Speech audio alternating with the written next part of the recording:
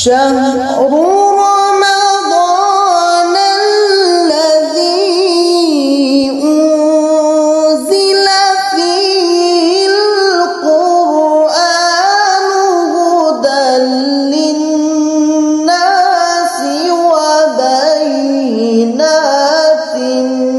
من الهدى والفرقان.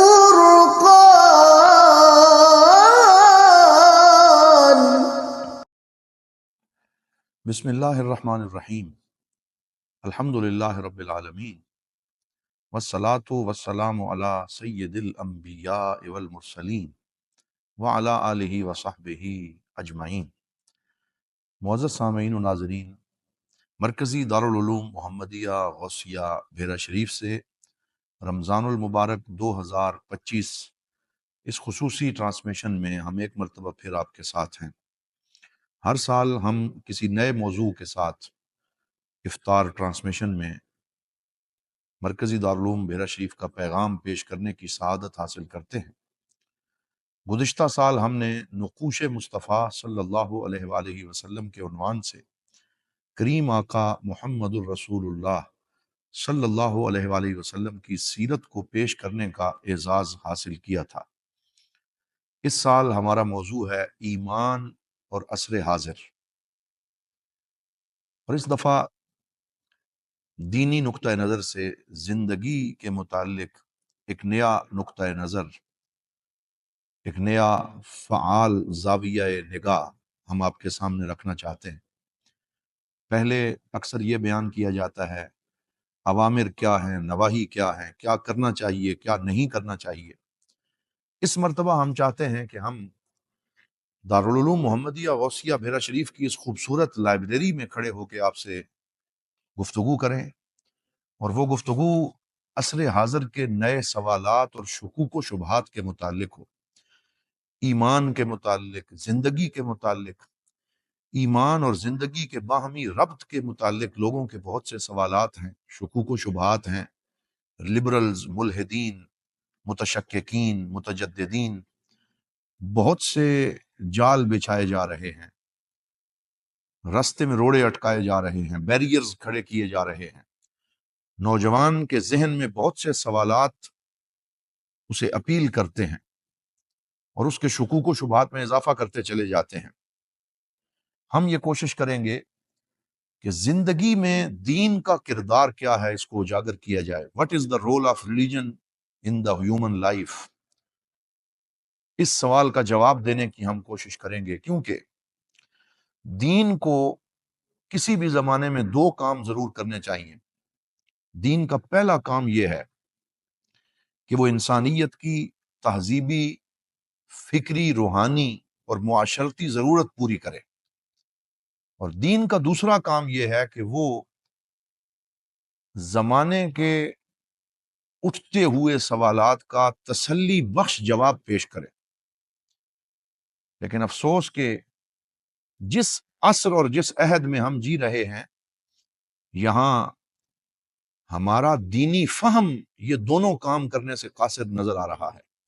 دین قاصر نہیں ہے، دین کامل ہے، مکمل ہے، لیکن جو ہمارا دینی فہم ہے اس کو یہ مسئلہ درپیش ہے کہ وہ عصر حاضر کی ضروریات پوری بہت سے مقامات پہ نہیں کر پا رہا. دین متین کو اس انداز میں پیش کیا جا رہا ہے کہ جس سے دینی طبقے کی صحیح نمائندگی نہیں ہو رہی، اور عصر حاضر میں ان دینی ضروریات کو پورا کرنے کے لیے نیو ریلیجیس آرڈر کی ضرورت ہے، جسے عربی میں تجدید الخطاب الدینی کا نام دیا جاتا ہے. دین کو پیش کرنے کے ہمارے انداز میں، ہماری پریزنٹیشن میں جو مسائل ہیں ان کو ایڈریس کرنے کی ضرورت ہے، کیونکہ دین اور زندگی دونوں کے درمیان گیپ بڑھتا چلا جا رہا ہے. زندگی کا سفر رک نہیں سکتا، بلکہ جاویداں پہ ہم رواں ہر دم جواں ہے زندگی. زندگی کا سفر جاری ہے، اور ہر آنے والا لمحہ نئے نئے حوادث جو ہیں وہ پیش آ رہے ہیں. میری صراحی سے قطرہ قطرہ نئے حوادث ٹپک رہے ہیں.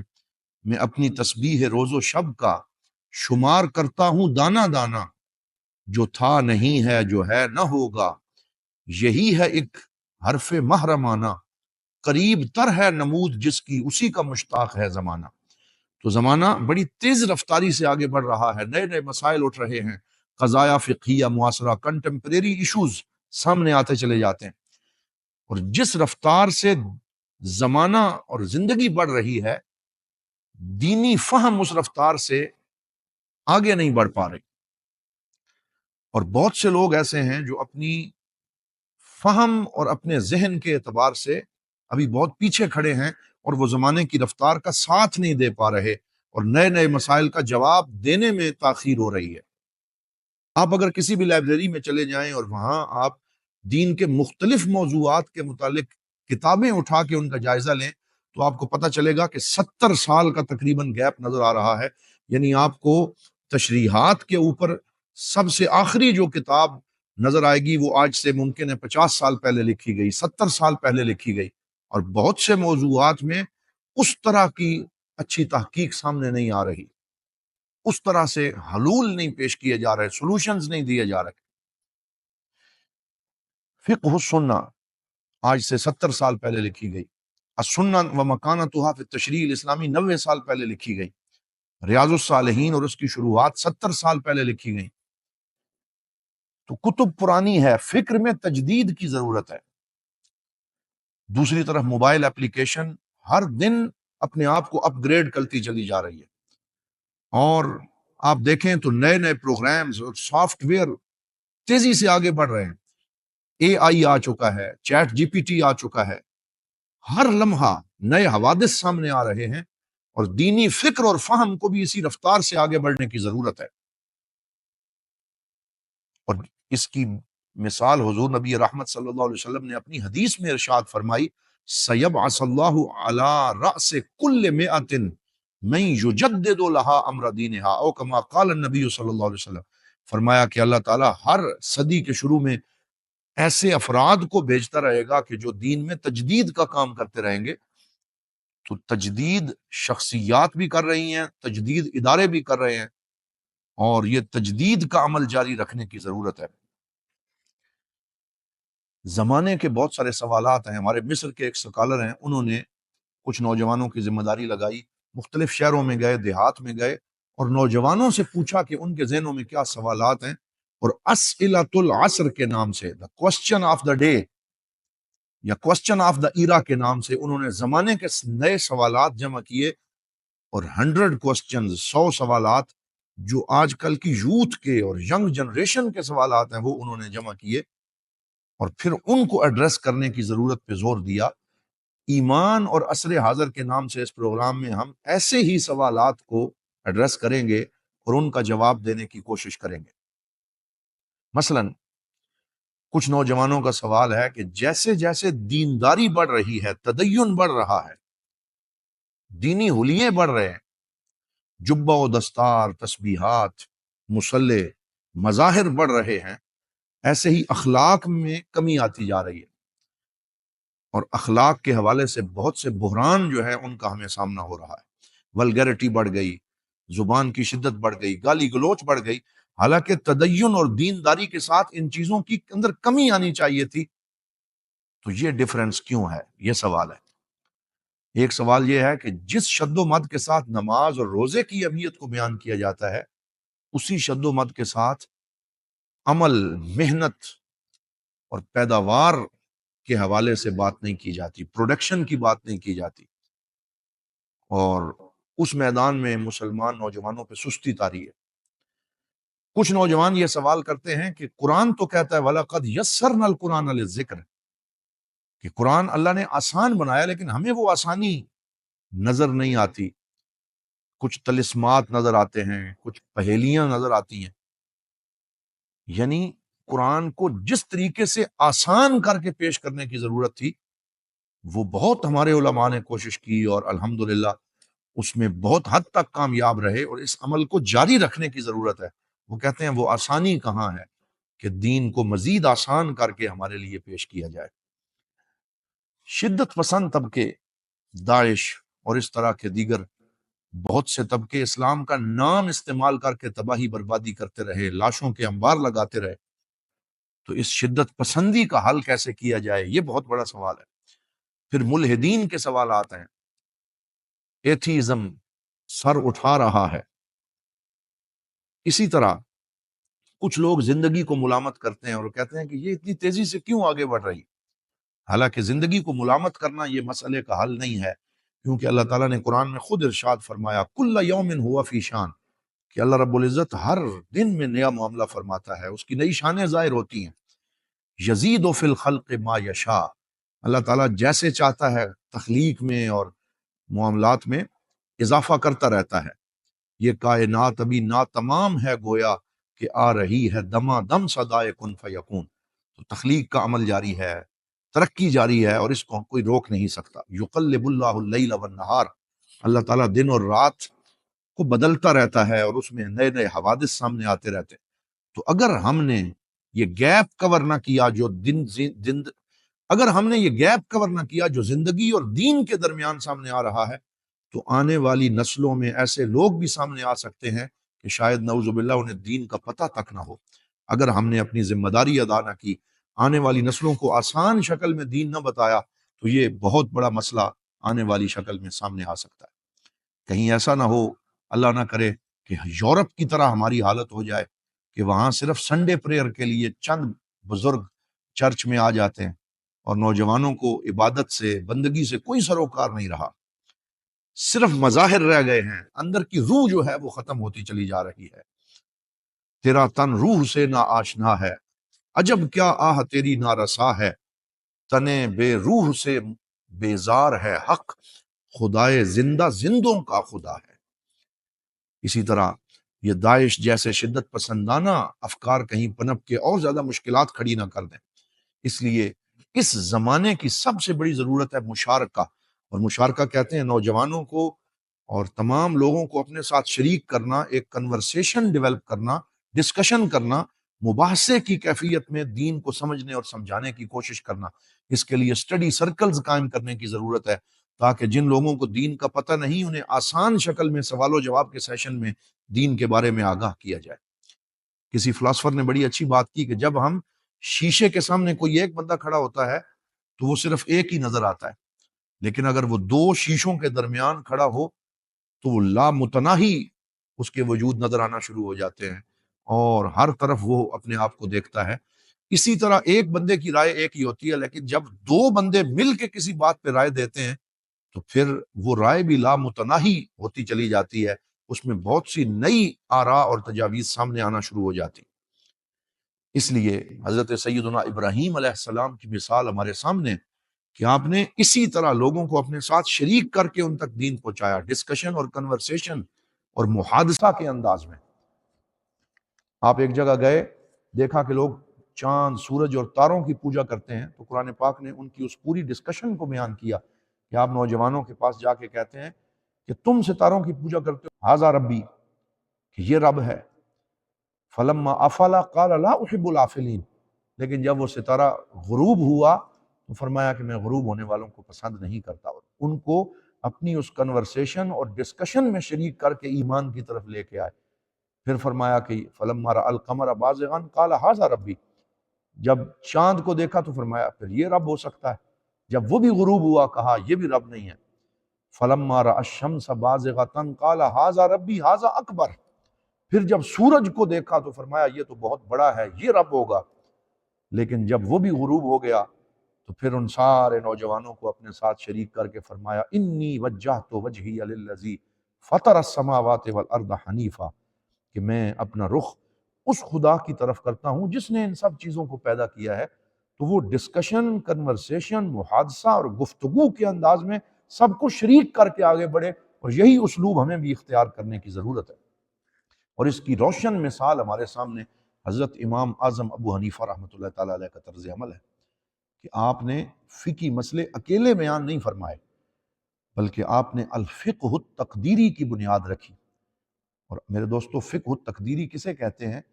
کہ فرض کرنا مسائل، ابھی مسئلہ درپیش نہیں ہے، لیکن آنے والی صدیوں اور آنے والے سالوں میں سوچنا کہ شاید یہ مسئلہ پیش آ جائے، شاید یہ مسئلہ پیش آ جائے، اور اس سے مسائل فرض کر کے نکالتا چلے جانا. اور اس کے لیے 40 علماء کی ٹیم حضرت امام اعظم ابو حنیفہ اپنے ساتھ بٹھاتے تھے. وہ آپ کے شاگرد تھے. 40 علماء کی پوری ایک کابینہ بٹھاتے، پھر ان کے ساتھ ڈسکشن کرتے، اور پھر کہتے آؤ ہم مسئلے فرض کرتے ہیں. اور اس طرح آپ نے 30 سالوں میں 40,000 مسئلے الفقہ التقدیری کے تحت اپنی کتابوں میں بیان فرمائے. جو آنے والے سالوں میں پیش آنے تھے، آنے والی صدیوں میں پیش آنے تھے، ان کا حل آپ نے پہلے بتا دیا. 20,000 افتراضی مسائل آپ نے پیش کیے. مثال کے طور پہ آپ کی فقہ میں، آپ کی مجلس میں یہ بات ہوتی کہ بغداد کی تعداد اب تو تھوڑی سی ہے، اگر یہ 20 لاکھ بندے ہو جائیں بغداد میں تو پھر اس کے حالات کیا ہوں گے، اور پھر اس کے مسائل کو کیسے حل کیا جائے گا. تو وہ وہاں بیٹھ کے فرض کر رہے تھے. اسی طرح پھر فرض کرتے ہیں کہ اگر دجلہ اور فرات کا پانی کم ہو گیا تو پھر لوگ کس طریقے سے سروائیو کریں گے. یہ حضرت امام اعظم ابو حنیفہ اس وقت بیٹھ کے باتیں کر رہے تھے جب دجلہ اور فرات پوری روانی سے بہہ رہے تھے اور پانی کم ہونے کا کوئی سوال نہ تھا، لیکن وہ آنے والی صدیوں کے مسائل پہ سوچ رہے تھے. انوائرمنٹل سائنسز، ماحولیاتی آلودگی اور ان ساری چیزوں پہ یو این او آج کمیشن بنا رہا ہے، اور امام اعظم ابو حنیفہ نے اس وقت سوچا اور آنے والی صدیوں کے مسائل میں غور و فکر کیا. ایک جگہ اپنی فقہ میں فرماتے ہیں کہ اگر کوئی زمین سے باہر ہو، یعنی کسی ایسی جگہ پہ چلا جائے جو زمین سے باہر ہے، تو پھر وہ کس طرف منہ کر کے نماز پڑھے گا. یہ حضرت امام اعظم ابو حنیفہ فرض کرتے ہیں. تو ابھی تک خلا میں جانے کا کوئی تصور بھی نہ تھا، تو امام اعظم ابو حنیفہ نے اس وقت یہ مسائل فرض کر کے اپنی کتابوں کے اندر بیان فرمائے. حتیٰ کہ ہماری فقہ حنفی میں یہ بھی لکھا ہوا ہے، بلکہ پوری ایک کتاب ایک حنفی عالم امام شمس الدین جو ہے انہوں نے لکھی، اور اس کتاب کا نام ہی ہے ناظورۃ الحق فی من یصلی العشاء وَإِن لَمْ يَغِبْ الشَّفَقِ. یہ کتاب کا نام ہے کہ ناظورۃ الحق، کہ یہاں حق کو پیش نظر رکھا جا رہا ہے کہ اگر کہیں ایسا مقام آ جائے کہ جہاں سورج غروب ہی نہ ہو تو وہاں مغرب کیسے پڑھیں گے، وہاں عشاء کیسے پڑھیں گے. یہ تو اس وقت پتہ ہی نہیں تھا، لیکن آج ڈنمارک میں ایسے مقامات موجود ہیں کہ جہاں پر پھر یہ مسائل سامنے آ رہے ہیں. تو یہ حضرت امام اعظم ابو حنیفہ کا وہ عظیم ویژن ہے کہ آپ نے لوگوں کو بٹھا کے ڈسکشن اور محادثہ اور کنورسیشن کے ذریعے مسائل کو فرض کیا. آج ہمیں بھی ایسی اجتماعی دانش اور کولیکٹیو ویژن کی ضرورت ہے. اس لیے میرے دوستو، میرے معزز احباب، ہم نے مرکزی دارالعلوم محمدیہ غوثیہ بیرا شریف سے اس دفعہ یہ افطار ٹرانسمیشن آپ کے لیے پیش کر رہے ہیں، جس میں ہماری کوشش یہ ہوگی کہ ہم ہر روز کوئی ایک نیا مسئلہ ڈسکس کریں گے، اور اس میں قرآن حکیم کے حوالے سے اور دیگر بہت سے مسائل کے حوالے سے ہم آراء پیش کریں گے.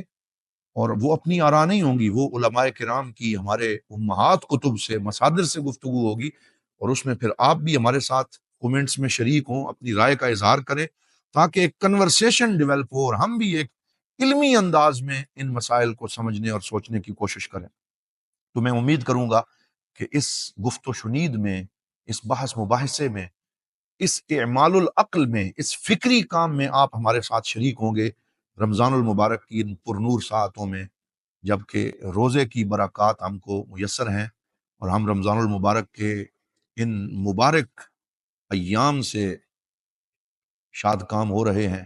اللہ کریم ہمارے روزے قبول فرمائے، اللہ کریم ہمیں سحر اور افطار کی لذتیں عطا فرمائے، اللہ رب العزت ہمیں قرآن حکیم کی تلاوت کی توفیق عطا فرمائے، اور ہماری زندگی میں کوئی ایسا وقت رمضان میں ہمیں میسر رہے جب صرف ہم اکیلے بیٹھ کے اپنے رب سے لو لگائیں، ذکر کریں، استغفار کریں، وظیفہ اور ورد پڑھیں، اور اس کے ساتھ ساتھ ان مسائل میں بھی غور و فکر کریں، دین کو سیکھنے کی کوشش کریں.